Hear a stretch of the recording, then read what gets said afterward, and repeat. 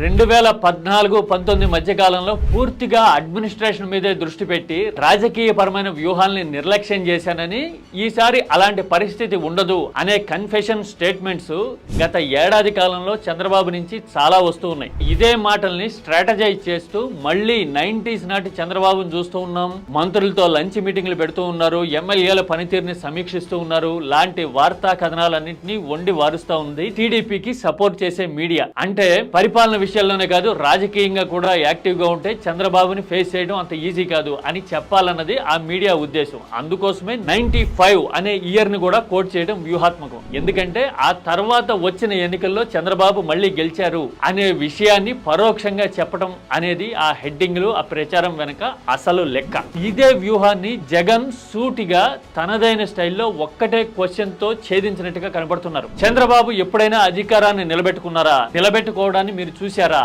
అని YCP parliament ఇన్ఛార్జీలతో మాట్లాడుతుండగా Jagan question చేశారు.